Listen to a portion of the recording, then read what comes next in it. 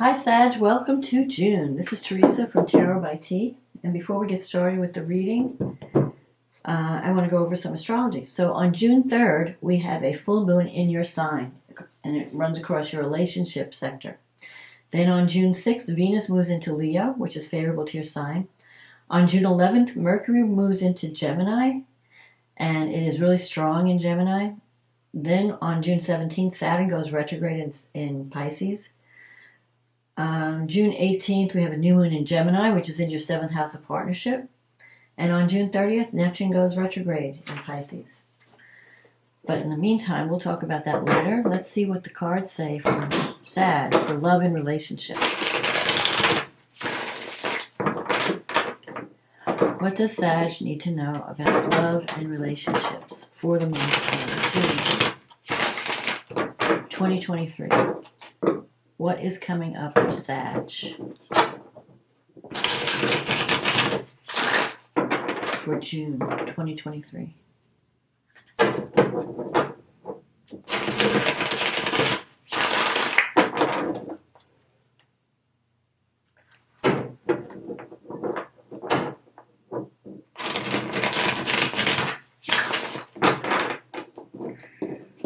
What does Sag need to know? Sagittarius need to know about love and relationships for June 2023.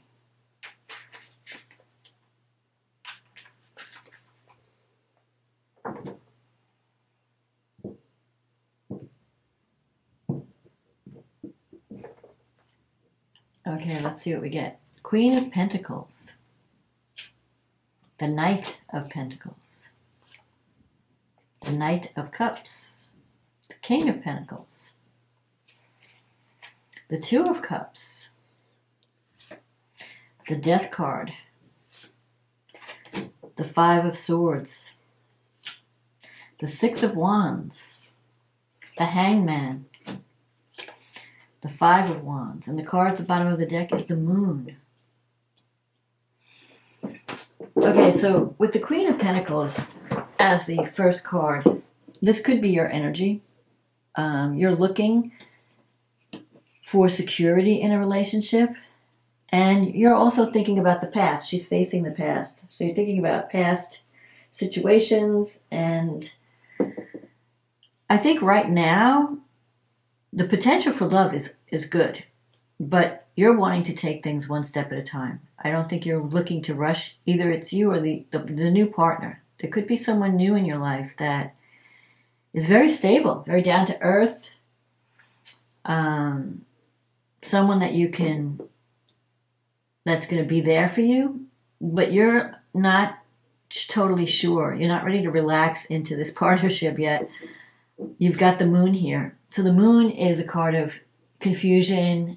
You're like thinking, it's a card of imagination and inspiration, but it's an intuition. But you have this feeling, can I trust this person?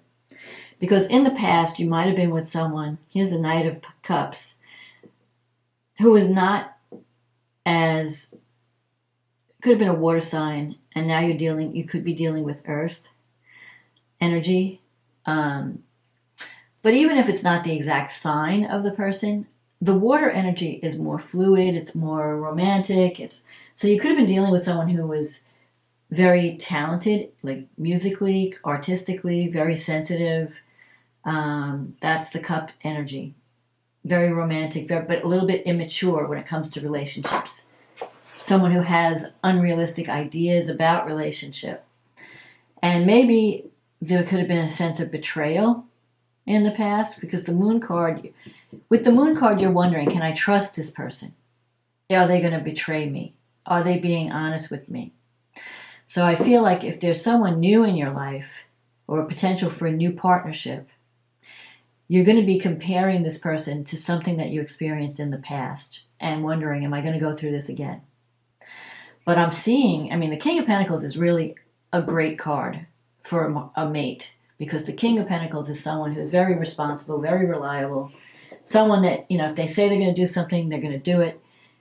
They may not be as exciting as relationships you've had in the past, like with these like player types, or these, that are here today. That, you know, let's go out, let's do this, let's do that. They're very spontaneous, they're very exciting, but they're not very reliable. But this person is different. They're more down to earth. So it's a calmer energy. And maybe you're not used to that calmer energy, but you're ready for it because you've been through the mill in the past. And you have the Two of Cups coming up in the future. And that's a soulmate connection. Plus you have the King and the Queen of the same suit. You have the Queen of Pentacles, King of Pentacles. And when that comes up in a reading, these two people are very compatible.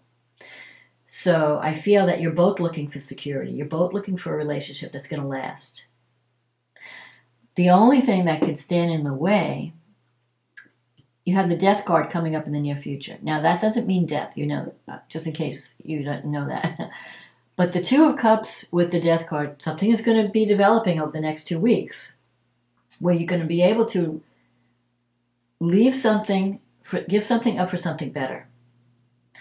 So if you're in a relationship, some of you who might be in a relationship and you're not happy, you're going to have an opportunity to give something up for something better.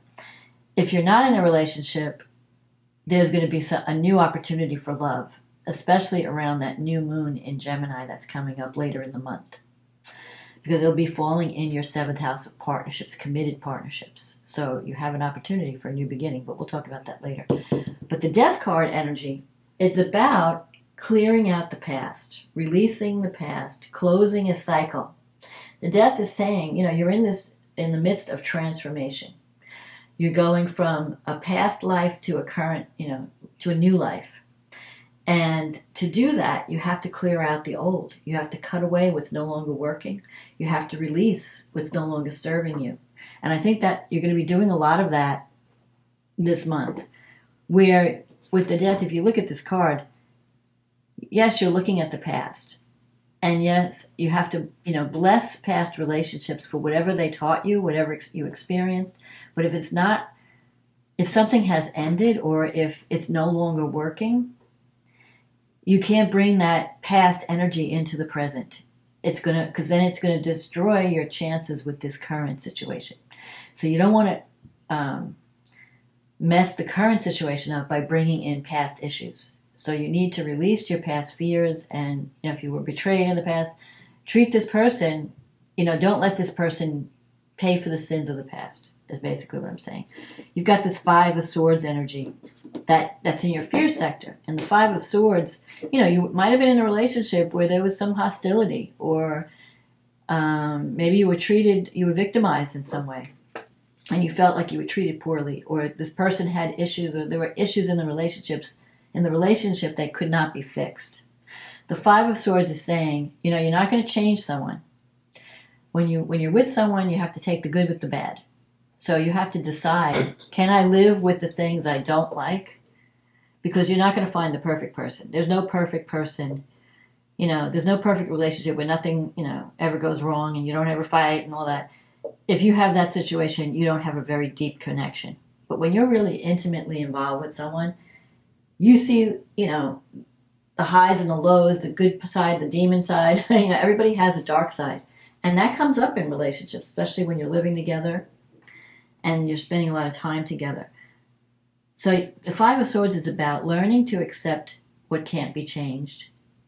And either you live with it, say, yeah, I can deal with that, or you have to cut your losses and move on. Because it's not going to, you can't fix it. You can't change someone. So a lot of people do that. They meet someone and they think, oh, I really like this person. If only they would just change that part about themselves. You know, if I could change that, they'd be perfect. Motion detected at the blue doorbell. But, okay, I'm going to have to turn off my doorbell because it's going to ring during this. I have birds that are trying to make a nest on my front porch, and my doorbell keeps going off. Anyway, you're not going to change the person. So you either accept them or you walk away and find something else. But in every relationship, we have to put up with something. Now, some things are not that bad. You know, you can deal with it. You just have to work around it or work through it. And that's what partnership is all about, relationships. Talking, compromise, you know, learning how to deal with each other. If the good outweighs the bad, it's worth the effort. But if it's like 70% negativity, then it's time to leave. So in your environment, you have the Six of Wands. This is a card of career success and recognition. So you're doing really well in your career. But it's also a card of victory. It's a victory. So I feel like you're going to be able to overcome certain obstacles or conflicts. You may have felt that a past partner didn't have time for you, like everything else was more important than you. But I feel like this new energy coming in is going to be different. But you have to accept that you have to prepare for the new by releasing the old, by making room for the new, clearing out the old, leaving space for some new energy to come in. There could be some people that are even jealous of your success, because I'm seeing that could possibly be. But don't let it bother you. You're just do your thing, and who cares what people think. The Hangman. This is about being patient, and it's about leaving something for something better. So you could have an opportunity to move into something new, relationship-wise, or even career-wise, for that matter. That's going to be better, but you're going to be giving something up that you're not really ready to give up. So the question, that's why it feels like a sacrifice. If you're in a really miserable situation where you're like, I'm in hell, I can't wait to get out of here, it's easy to make a choice to leave.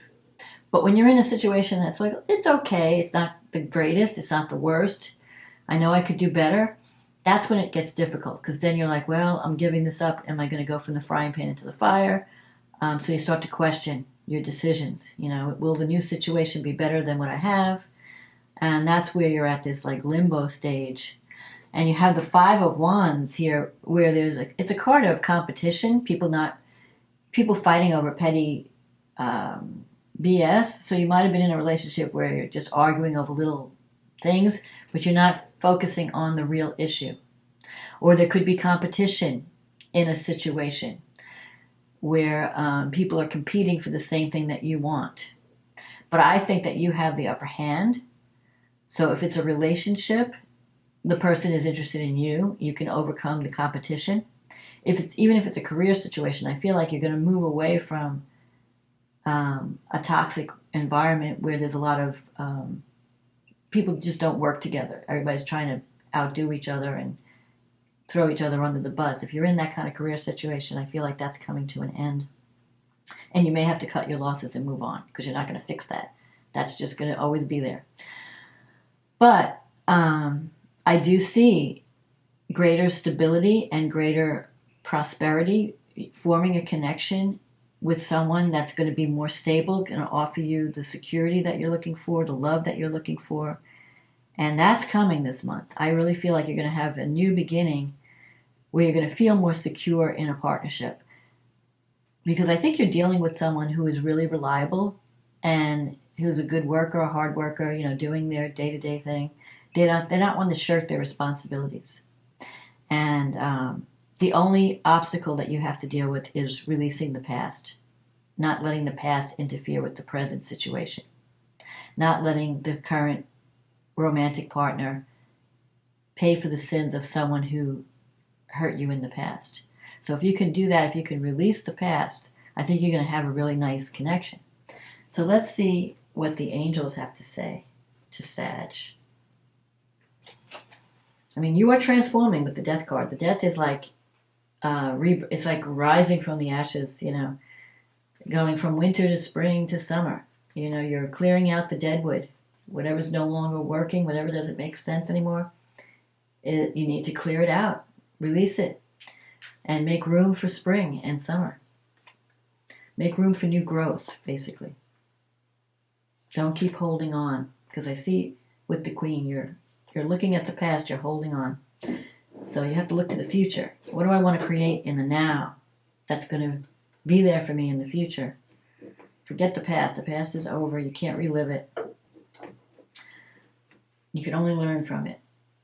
Compassion. Dearest one, be compassionate toward yourself. Surrender the self-criticism and fear that has you believing that you need to improve in order to be worthy. You are perfect just as you are. The only thing that needs to change is your negative perceptions. You will come to realize the jewel you are when you love and honor yourself as you are. So yeah, don't feel guilt for past mistakes or, we all make mistakes in life. No one has a perfect life. So don't beat yourself up over the past. Just learn from it and move on. Okay, so let's see what the astrology has to say. So your full moon is happening in your first house, and the sun is in the seventh house. So there's a balance between, you're going to finally see certain things, certain truths. Sagittarius is about speaking the truth. It's also about having faith. So this month you're going to see what was hidden will come to the surface, because full moons always bring things that are hidden. In a relationship, you're going to see what the issues are within not only yourself, but in your partner. So that the whole thing with full moons, especially in the first and seventh house, you have to learn to balance your needs with your partner's needs. It can't be all about you. It can't be all about them. It has to be about both of you. That's what a partnership is, right? You have to learn how do we create a win-win where we're both happy, where we're both getting what we need. And that's what you'll be working on. You're going to see what needs to be done at this full moon. And it may be that you have to speak your truth. Just speak it in a way that is not argumentative. Try to be diplomatic when you're speaking your truth. Saturn's in the fourth house, squaring this opposition. So you've been working really hard. You've got a lot going on at home. You might be working from home, or you might be moving, or even buying property. Sometimes when Saturn goes through the fourth house, you wind up purchasing real estate because you're wanting to put down roots. If you're buying a house or something, a residence at this time, it could be an apartment or a house, you're going to be there for a long time. So make sure, that it's what you want. Neptune is still in your fourth house, so if you're buying a new place, make sure there's no water damage or mold or mildew, because Neptune can bring water, things that are hidden that you don't see until later. But on the positive side, Neptune can make your home a spiritual sanctuary. So that's what you're looking for. You're looking for a place where you can withdraw from the crazy world and recharge, and have a spiritual practice there. Maybe you're even doing healing work at the home.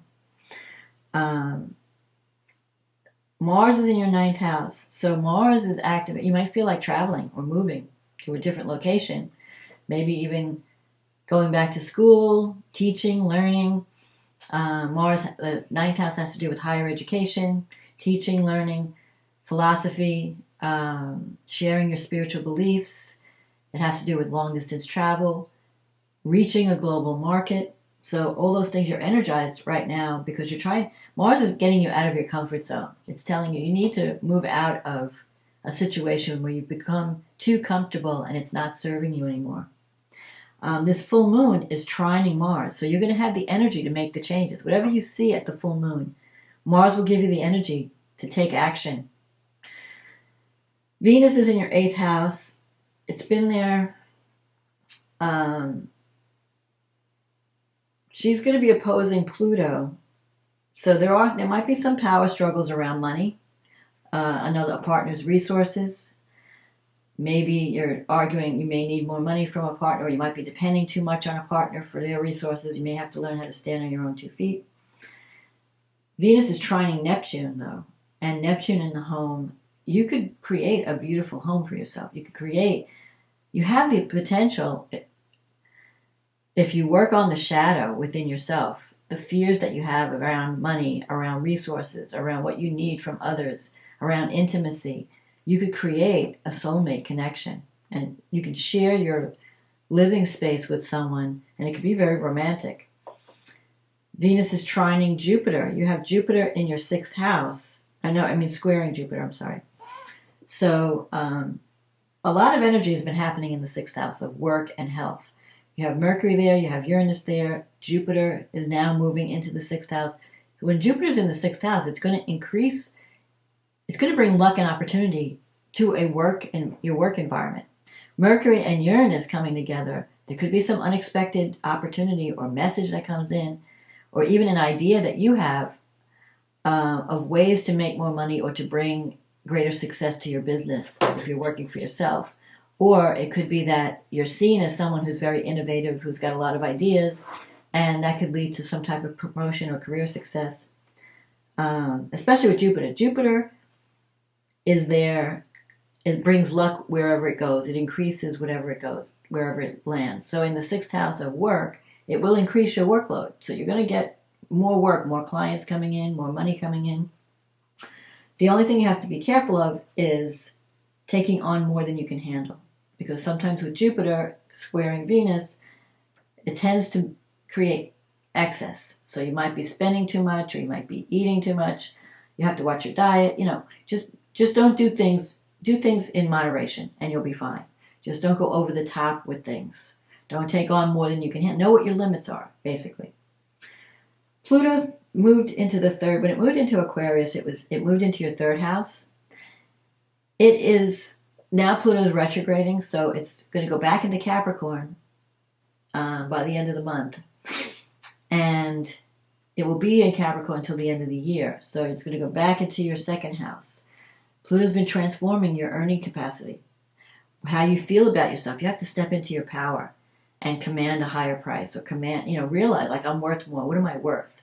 And I need to change at deep levels to accept more money, to feel that I'm worthy of more. Even the way you earn your income might change with Pluto, because Pluto represents total transformation. It kind of relates to the Death card in the tarot, where you don't recognize the person you are. When you're going through a Pluto transit, it strips you to the bone. It rebuilds you from the ground up, so that you could say, before this transit, I was this person, and now I'm this other person. So you're like a new person. It's like being reborn, rising from the ashes like the phoenix. So Pluto is taking that activity in your 2nd house, and that's the house of money, self-worth, security. What do I need to feel safe and secure? How do I value myself? What do I value? Your values are changing. Maybe the things you thought were important are no longer important. You're valuing different things. You're seeing what's really of value, and you're getting rid of things that are no longer of value. But at this moon, Pluto's still in the 3rd house, so communication is going to be important. You have a powerful message to give. Just make sure that you're not being a bully in your communication style, because Pluto is about power. So you have powerful, you might, if you're a writer, your words are very powerful. You have you can really transform someone's life through your words. Your relationships with your siblings may transform in a big way. The only thing you have to watch out for with Pluto is abusing your power, or dealing with people who are abusing their power.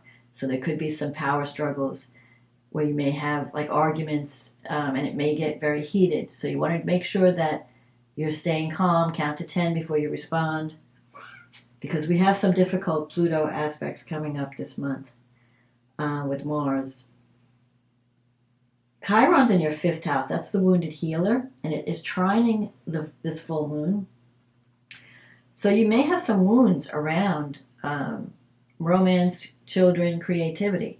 Maybe you're feeling, do I want to have children? Is it too late for me to have children? Do I have any issues I need to work out around having children? If not children, it could be creativity. Do I see myself as a creative person? Am I afraid to share my creativity with the world, to express myself? Because now is the time for you to really, you could have also a romance, because this is involving your relationship sector. There could be a new romance that starts that has a healing ability. It has a way of healing how you feel about yourself, and allows you to express the true you. Maybe in the past relationships you were stifled, or you were criticized by a partner. Now you're going to be glorified. So now you're going to feel more comfortable expressing you and sharing your creativity with the world and your message. Jupiter will be squaring Pluto. So again, you want to make sure, let's see, where is Jupiter in your chart? In the 6th house. You want to make sure that if you're communicating with anybody or signing any contracts, there's 2 ways that this could work out. One, you feel like I'm trying to explain things to people and nobody gets me. They don't understand where I'm coming from. You're on a different wavelength. Two, you may have to deal with bullies. You may have to stand your ground on an idea or a principle that you believe in. It's also warning you not to be the bully. Don't beat people over the head. Don't, if you're in a position of power, don't abuse your position because it will work against you ultimately. So you want to temper that. Just temper that energy because you're going to feel very passionate right now about what you're doing. And if someone doesn't agree with you, you may beat them over the head, verbally, not physically. But so watch your words. It's not what you say, it's how you say it. And especially because Sagittarians tend to be very blunt in their speech. So that's why I'm telling you, tone down your words, try to be more diplomatic, coat your words with sugar, not vinegar. Okay, so then Venus moves into Leo, which is great on the 6th. Mercury moves into Gemini, which makes communication a lot better because Mercury is at home in Gemini on the 11th. And then on the 17th, Saturn goes retrograde. And Saturn is in your 4th house. So whatever you've been working on at home, you may have to rethink your plans and rework some things. Maybe tweak some ideas around a home project. It gives you a chance for a rethink.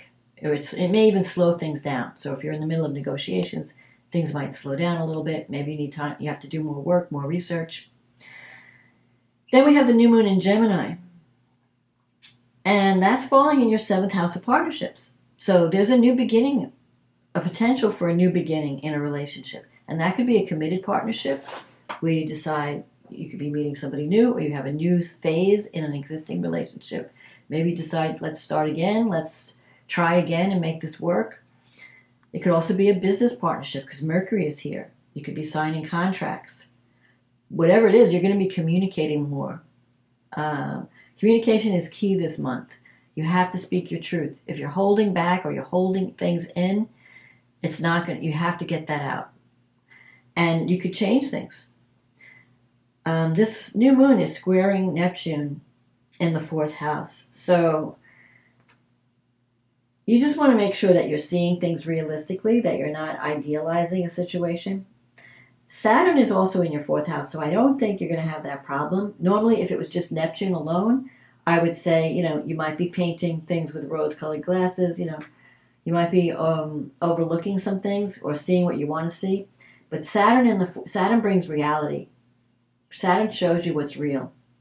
So with Saturn there, I think what will happen is that Saturn will help you create or manifest a dream situation that involves your home. So finding the right home, the perfect home, maybe the perfect environment to share a home with someone in a relationship. You might have a new beginning in a relationship that leads to you establishing a home together. And it's everything you've always dreamed of.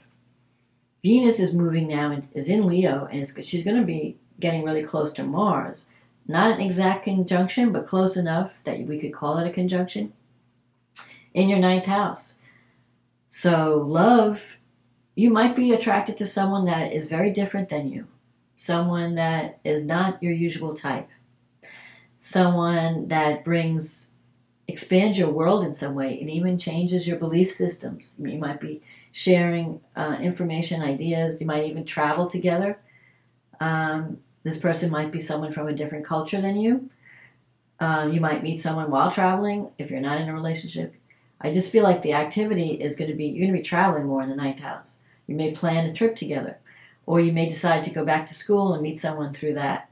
It could be a chance for love.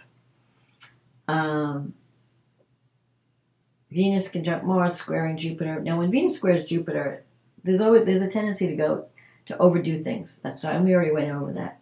Mars is going to square Uranus.